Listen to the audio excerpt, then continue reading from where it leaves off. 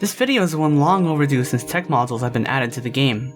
So in this guide, I'll be showing you 3 different tech builds for our boy Hotsteel. But without further ado, I've kept you guys waiting long enough. Let's get into it. After testing out a variety of different tech modules available, this is the best setup that I've been able to come up with.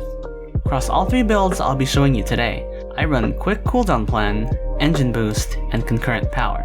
These 3 modules give you a significant boost to Hotsteel's all-around evasive and offensive abilities. And to make things even better, these modules support pretty much any tech build you can think of for Hotsteel.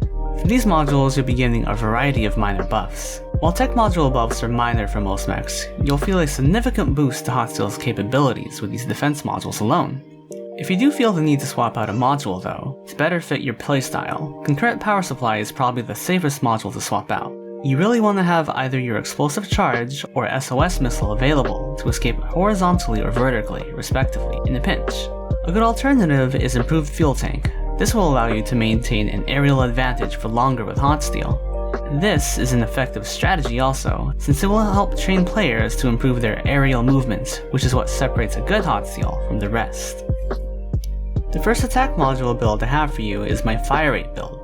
For my Fire Rate build, I run Assault Program, Optimal Reloading, and Hyperfire. This build is centered around Fire Rate, of course, featuring Assault Program and Optimal Reloading as its main modules. I used to run Bombardment Chip for a 3rd Fire Rate tech module, and it offers a super fast fire rate under overheat. But due to a thing called Diminished Returns, you would gain a lot more value using the 3rd module to help improve another stat, such as Shot Velocity or Secondary Weapon Recovery. And just like Fire Rate, I feel Shot Velocity modules increase stats way more than they say on paper. Whatever the case, you can feel a huge difference from just a 2% increase to velocity. So it's definitely a phenomenon in the game that seems to affect low fire rate mechs specifically. If long range isn't your strong suit, Rapid Mag is a good swap out for Hyperfire, giving you an extra 2% secondary weapon recovery and 3% reload rate. This build would likely be best suited for most Hotsteel players, especially if you're an aggressive pusher that knows when to push when they see an opening. Next up is my SOS build. The attack modules I run are Rapid Mag, Improved Chamber, and Optimal Reloading. The focus of this build is to have your SOS Missile ready as much as possible, while also having a fast enough reload rate to always have a means to defend yourself when your SOS or Explosive Charge isn't available. Having your SOS Missile and Explosive Charge recover quickly ensures that you almost always have a means to escape, either horizontally or vertically in a pinch, as long as you manage your utility, that is.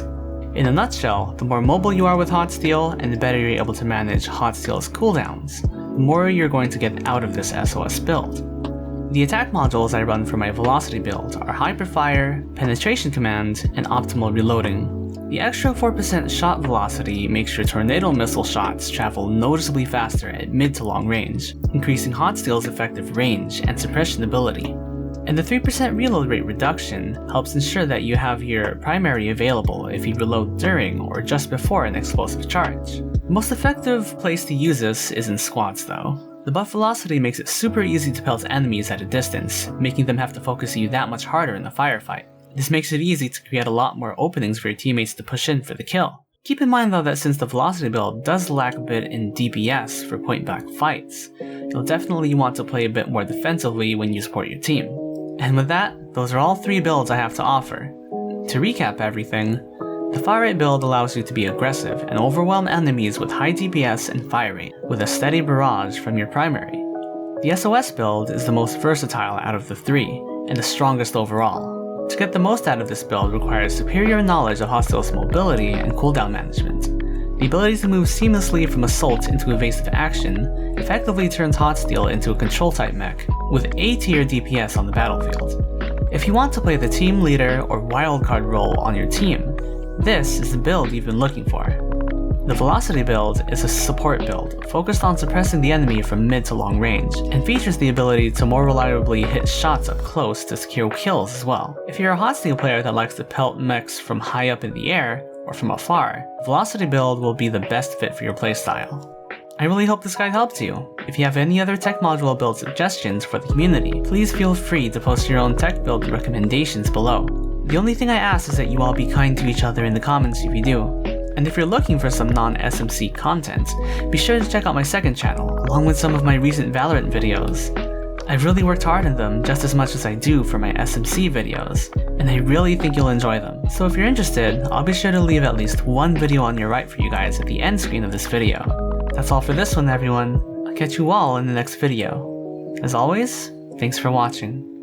Ami out.